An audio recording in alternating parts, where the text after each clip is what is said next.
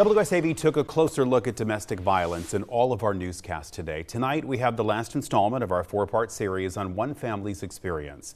Sarah Smith was murdered by her husband 6 years ago today. She was the aunt of WSAV's Tyler Nicole. And tonight, we hear Sarah's daughter's message to other women.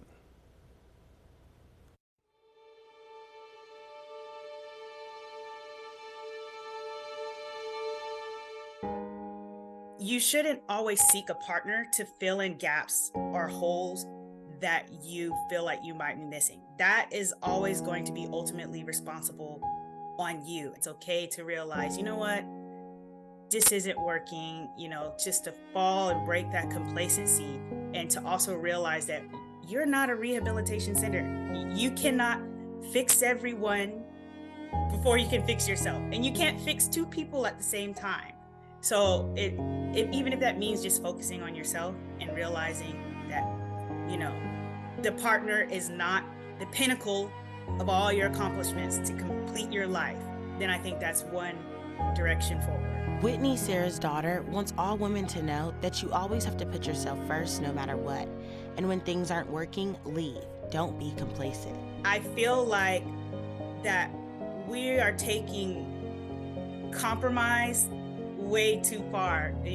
Compromise doesn't mean overlook, and compromise is something that has to happen 50-50. So if you're finding yourself constantly meeting someone else 90% of the way and they're only putting 10% of the effort, that's not compromise. That's just pure sacrifice. People can change, but that doesn't mean that you have to be a part of their journey for that change.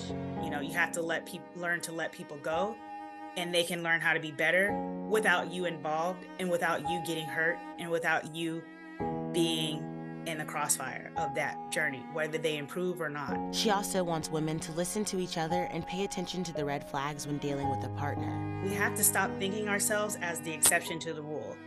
They've already proved themselves in several occasions, in several relationships and failed relationships, of what they're capable of. I feel like we put too much of our own selves on a pedestal, when we really should be, looking at it as a sisterhood. Like, these women went through it before. What makes me think that I won't? And what course of action do I think will be different? Her last piece of advice is talk. Talk to anyone who will listen to you so your story is heard and you can get help. It's scary, and I can't even fathom the amount of fear when it comes to feel like your life is threatened.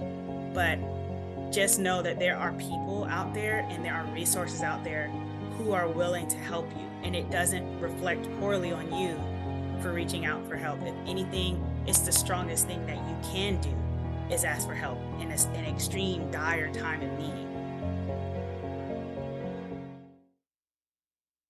And you can watch all the stories from today at WSAV.com/Sarah's Story.